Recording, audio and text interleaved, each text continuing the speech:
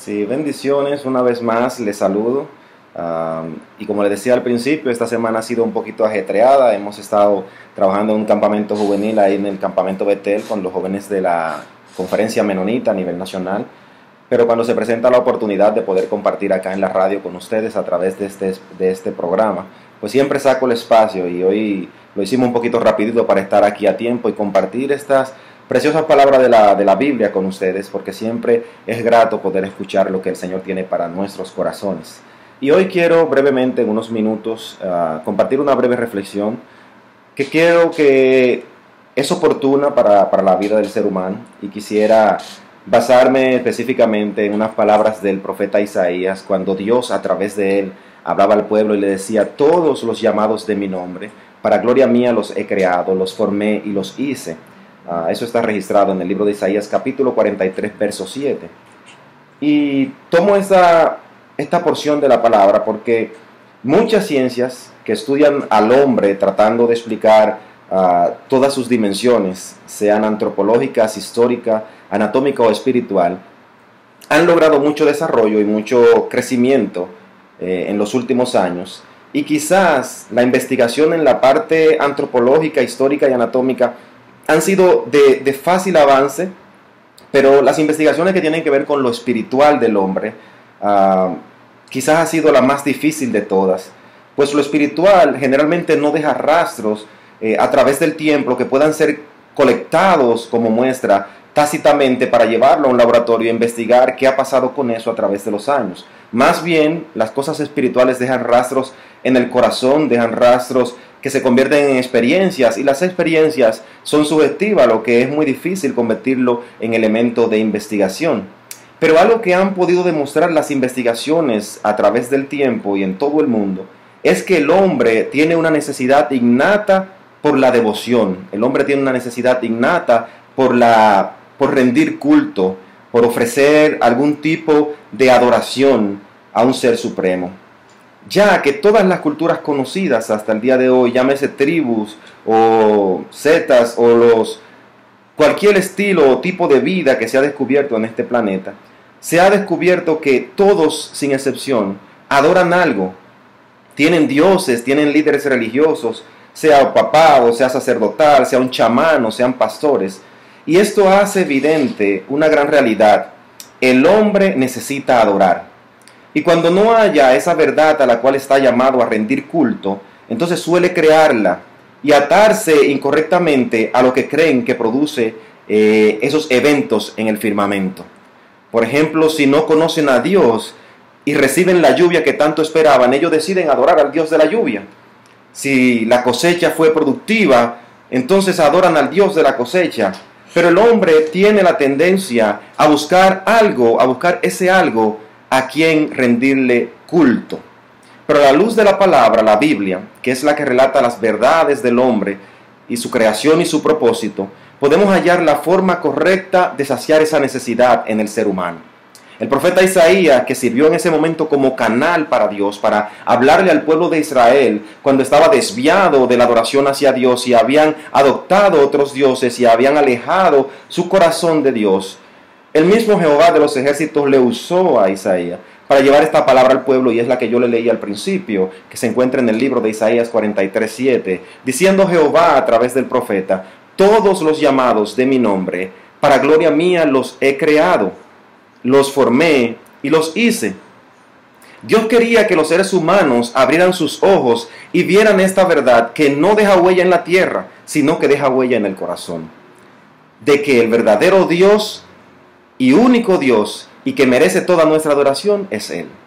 Hoy por igual el hombre se ha desviado y rinde culto a un sinnúmero de ídolos que no necesariamente son estatuas sobre un altar, sino que pudieran ser elementos o condiciones en las cuales ellos se han visto obligados a vivir, y hacen y crean una dependencia de esto. Algunos adoran al dinero, se ufanan de lo que tienen y creen que el dinero lo es todo, y que cuando pierden el dinero lo han perdido todo, han perdido a su Dios. Otros rinden culto a la fama, viven en ella y creen que sin ella no hay vida. Otros rinden culto a la lujuria, llevando una vida licenciosa. Otros rinden culto a la farándula, y otros se rinden culto a sí mismos. porque el hombre nace con una condición sine qua non de rendir adoración. El problema es cuando éste no se encuentra con Dios y trata de satisfacer esa necesidad con asuntos o con algunos sustitutos que no la satisfacen. Porque para esa parte del hombre que lo lleva hacia el culto es necesario contar con una condición específica de la cual le voy a hablar más adelante. Porque la vida es como un rompecabezas. Siempre los rompecabezas lo comenzamos a armar por los bordes. Es muy raro que una persona inicie un rompecabezas por el centro. Por instinto, al comenzar, solemos tomar una de las piezas que tenga al menos uno de sus bordes planos o lineal. Asimismo, la vida, que con el paso de los años vamos armando, cual fuera un rompecabezas, vamos colocando piezas que implican nuestro desarrollo. Y cuando llegamos a tener conciencia del bien y del mal, cuando hemos crecido en esa formación, en esa preparación de ese rompecabezas, entonces cuando ya tenemos conocimiento del bien y del mal, vamos en busca de esa pieza que va colocada en aquel específico lugar, en aquel específico espacio que nos invita a rendir adoración. Y por lógica comenzamos a probar con las que más se parezcan. Pero muchos colocan una pieza errada y se niegan a continuar. Saben que no es la pieza correcta, saben que no es la que ocupa genuinamente aquel lugar, pero se niegan a cambiarla y pasan sus vidas rindiéndole culto a cosas incorrectas. En cierto modo se adaptan. Otros no hallan qué pieza poner y se fatigan y dejan de buscar las piezas y se acostumbran a esa vida faltando esa porción de ella para complementarla. Esos son los que se declaran vacíos, los que no creen en nada y se convierten en adoradores del vacío. Inconscientemente rinden culto al vacío o a lo que no es. Pero los que se dejan guiar por Dios hallan esa pieza que yo llamo insustituible, irreemplazable, que tiene la forma específica de ese vacío y terminan felizmente el rompecabezas de la vida. ¿A qué reflexión te quiero llevar con esto? ¿Qué tan perdidos pudiéramos estar? ¿Qué tan perdidos pudiéramos estar que no vemos a Dios como esa pieza única? ¿Qué es lo que pasa en nosotros que no encontramos a Dios y lo colocamos en el lugar correcto? ¿Qué pasa en nuestro ser que no somos capaces de ver a Dios como la pieza genuina que ocupa ese vacío específico en nuestra vida como para rendirle culto o adoración? ¿Sabe cuál es la respuesta? La respuesta se conoce en la Biblia como fe. Falta de fe. Cuando no hay fe, no se puede conocer a Dios, no se puede entender la parte revelada de Dios al hombre. Porque es necesario tener fe para aceptar la verdad de Dios. Hay muchas definiciones sobre la fe que yo pudiera hablarle en este momento, pero quisiera simplificarle la definición de fe a la palabra creer. Creer, fe es confiar y entender lo que Dios revela hacia nosotros. Para aceptar a Dios y colocarlo en ese vacío, primero tenemos que creer, primero tenemos que tener fe. ¿Por qué tantas personas no le aceptan? Porque no creen esa verdad. ¿Por qué usted va al súper y compra un producto que está en oferta? Usted compra un producto que está en oferta porque usted creyó a esa oferta, usted creyó al comercial que lo propagaba y depositó su confianza en eso y fue y pagó por ese producto que usted entiende que le ofertaba un beneficio específico para su vida. Asimismo, para tomar el valor de colocar a Dios en ese vacío, primero tienes que creer que Dios es la pieza correcta para ese vacío. Pero se necesita fe, hay que creer, hay que confiar. En el libro de Hebreos capítulo 11, verso 6 dice la palabra de Dios: pero sin fe es imposible agradar a Dios, porque es necesario que el que se acerca a Dios crea que le hay y que Él es galardonador de lo que le buscan. Cuando te acercas a Dios tienes que creer en Él, tienes que creer que Él existe, que Él es real y que Él debe ocupar un lugar específico en tu vida para completar el rompecabezas de tu existencia.